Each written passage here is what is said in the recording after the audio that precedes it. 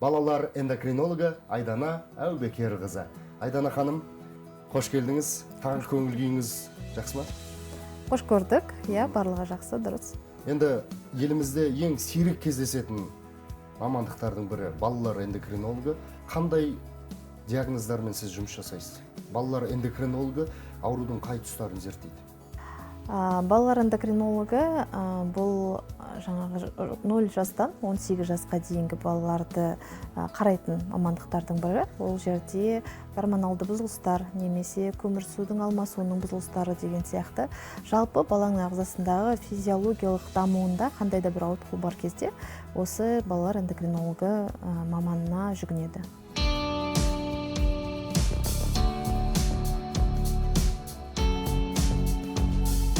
Маған көбінесе ең былай естіліп жүретін диагноздың біреуі ол қант диабетінің бірінші типі мысалы балалардағы. Ол мына көбінесе әйгілі Месси футболшысы сияқты жаңа оны білетін шығарсыз, искусственно деп айтамыз ғой, жасанды түрмен ол жаңа футболшыны өсірген бойын. Сол сияқты менің де науқастарым бұл бойының тапшылығы бар науқастар, немесе ерте өзінің жасынан ерте дамып жатқан науқастар, яғни осындай балаларды біз емдейміз. Расымен ең бір ерекше емдеу түрлері екен. Жалпы қандай кінәраттың белгісі байқалған кезде ата-ана сізге алып баруы тиіс? Кеш апарып жататын кездер болар ғой?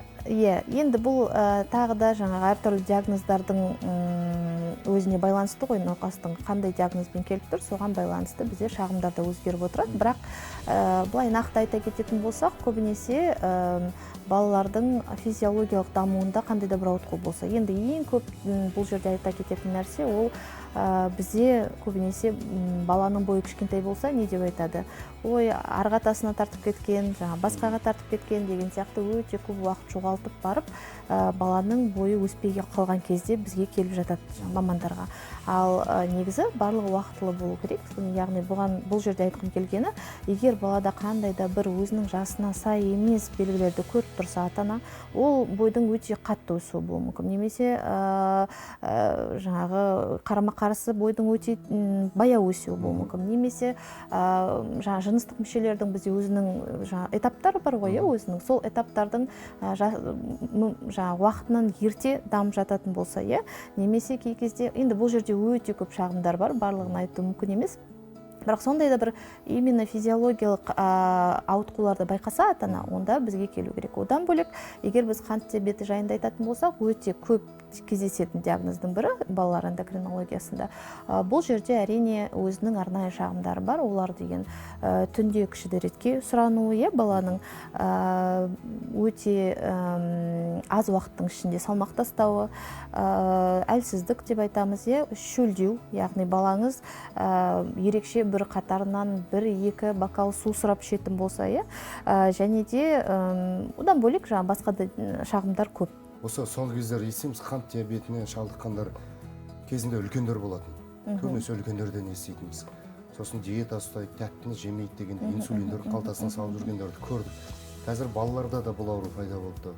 Не себепті бұл қант диабеті көбейіп кетті деп ойлайсыз? Бірінші типі немесе екінші типі деп өзі бөлінеді. Бірінші типпен әрине, егер адам осыған дейін ол диагнозды көрмеген болса, онда жалпы халыққа бұл диагноз бір жаңадан шыққан сияқты болып көрініп тұрады. Негізіне келгенде қант диабетінің бірінші типі де, екінші типі де бұрыннан да бар нәрселер. Егер қазіргі статистикаға сүйенетін болсақ, дүниежүзілік денсаулық сақтау ұйымының соңғы статистикасы бойынша бүкіл әлемде 830 миллиондай адам диабетпен ауырады, диабет диагнозы бар. Оның ішінде тек қана 1-3%-ға дейінгі цифрасы ол қант диабетінің бірінші типі. Енді пайызбен айтқан кезде аз сияқты, бірақ негізге келгенде әрине балалардың арасында ол өте жиі кездесетін диагноздың біреуі. Қандай себептермен бұл ауруға шалдығады адам? Бұл жерде өте көбінесе қате түсінік пайда болады. Тәттілер көп жейді, басқасы деп. Қант диабетінің бірінші типі бұл абсолютті инсулиннің жетіспеушілігі. Яғни қарапайым сөзбен айтқанда, сізде инсулин бөлініп жатыр, менде бөлініп жатыр, ал балада бір уақытта өз-өзінен инсулин мүлдем бөлінбей қалады. өз-өзінен. Ол ешқандай питание, тамақтануға байланысты емес, ешқандай спортқа немесе артық салмаққа байланысты емес. Не үшін ондай болуы мүмкін? Бұл бүкіл әлемде әлі күнге дейін оның себебі нақты айтылмаған, бірақ бұл біз аутоиммунды процесс деп айтамыз. Яғни өзінің ағзасын вирус ретінде танып, соған атака жасаған деген сөз. Өз-өзінен бір уақытта пайда болуы мүмкін. Өзін өзі қарсылас көріп, жау көріп, соған атака жасайды жаңағы. И соның әсерінен біздің ұйқы безімізде инсулин бөлініп отырады ғой. Сол ұйқы безіне атака жасалғандықтан ұйқы безі бірер уақыттан кейін ол инсулинді бөле алмайды. Мен мысалға, менің пациенттарым кішкентай пациенттер ғой, сондықтан мен оны қарапайым тілмен жеткізуге тырысамын ғой, марской бой ойыны сияқты деп түсіндіремін. Яғни ұйқы безіне осылай бірінен кейін бірі неше түрлі жаулар қаптап кетті. Қаптап кетті. Соның әсерінен енді қазіргі таңда сенің былай жеңеміз. Оның емі қандай? Оның емі тек қана инсулинді салу. Басқа ем жоқ. Бұл жерде біздер дәрімен, ол да менің ойымша бүгінгі бағдарламаға өте пайдалы деп ойлаймын. Себебі көбінесе ата-аналар бірінші тип диабетімен шалдыққан кезде балалары бірден дәріні іздейді, басқа емдерді іздейді, жаңағы қазақы ем дейміз, басқасын, онымен уақыт жоғалтқаннан ешқандай пайда жоқ. Қасқырдың етін жесе қант диабет кетіп болады деген естіп. Жалпы еттің қандайын жесеңіз де бұл ақуызға жатады ғой. Ол қантты көтермейді. Сондықтан да бұндай теория орындалып жатыр деп ата-аналар ойлайды. Өз құлағыммен естігем, қасқыр іздеп кеткендерді. Қасқырды айтады, көгершін дейді, неше түрлісін естиміз. Бірақ негізінде қант диабеттің бірінші типінің емі ол жалғыз ғана бір ем, ол инсулинді салу. Себебі сіздің инсулин бөлінбей қалса, біз оны сырттан саламыз, тек қана сол ғана. Сол арқылы ғана емдеп алып шығуға болады. Емі бар ғой, толығымен емделіп кетуі мүмкін бе? Жоқ, бұл жерде инсулинді өмір бойы бала қолданып отырады. Осы ауруларды алдын алу үшін не істеуге болады? Мысалға, ешкім білмейді ғой, не күтіп тұрғанын. Алдын алу деген нәрсе және ем деген нәрсе екі бөлек нәрсе. Бізде Қазақстанда алдын алу, яғни профилактика деп айтамыз, орыс тілінде.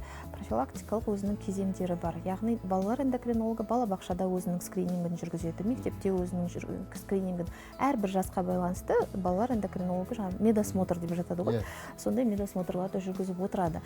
Алдын алу себебін айтатын болсақ, бұл тағы да айтамын, диагнозға байланысты, бірақ егер жалпыламалатын болсақ, әрине ол дұрыс тамақтануды айтуға болады. Дұрыс тамақтану, жаңағыдай барлық уақытылы дәрігерлерді өтіп отыру, қандай да бір егер дәрумендердің жетіспеушілігі болса, тағы басқа жағдайлар болса, оларды дұрыстау. Жалпы бұл әрбір адамзатқа, үлкен болсын, бала болсын, ол дұрыс салауатты өмір салтын ұстану деп айтамыз. Яғни спортпен айналысу, көкөністерді көбірек қолдану. Қазіргі таңда тағы да айтып кетейін, артық салмақ өте үлкен бір дертке айналып жатыр. Себебі өзіңіздің мектеп кезіңізде, сыныбыңызда артық салмақпен бала тіпті болмаған шығар, болса да біреу болған шығар. Қазіргі таңда ондай балалар саны өте көп мектептерде. Енді Айдана ханым, бүгінгі таңда көп естиміз дәрумендердің дефициті, дәрумендердің жетіспеушілігі. Мынандай дәрумен жетіспей қалыпты. Алфавиттегі бүкіл әріптер тұр сол дәрумендерде. Біздің бала күнімізде ондай болған жоқ. Кәдімгі ауылда сүт ішіп, май жеп, айран ішіп, қой бағып сөйтіп өскен жастарымыз біз бала күнімізде. Қазір осы дәруменнің жетіспеушілігі дегенді көп еститін болдық. Бұл неден туындайды? Дәруменнің жетіспеушілігі деген мағынаны екі жақтан қарастыруға болады. Егер шынымен де балада дәруменнің жетіспеушілігі бар болса, ал оны шынымен де қай уақытта білеміз? Анализдармен бұл расталса. Себебі қазіргі таңда, өзіңіз айтқандай, интернет желісінде өте көп әртүрлі ақпараттар тарап жатады. Әртүрлі дәрумен деп неше түрлі нәрселерді ата-аналар балаларына беріп жатады. Өз басым маман ретінде мен ондай нәрсеге қарсымын. Себебі егер сіздің балаңызда қандай да бір жетіспеушілік бар ма жоқ па екен білмесеңіз, ол баланың ағзасы ғой, ол әлі өсу керек, ол болашақта ата-ана атану керек. Сондықтан оған немқұрайлы қарап біреу бір жарнама жасады екен деп әрбір нәрсені беруге болмайды. Егер шынымен де ондай бір дәруменнің жетіспеушілігі болып тұрса балада, ондай жағдайда әрине оны кеңесін алып дәрігердің дұрыс мөлшерде қолданылуы керек. алтындай уақытыңызды бөліп келгеніңізге мыңда бір алғыс. Мен ойлаймын, біздің қадірменді көрермен үшін өте бір тұшымды, пайдалы сұхбат болды деп сенемін. Жұмысыңызға тек қана сәттілік тіледім.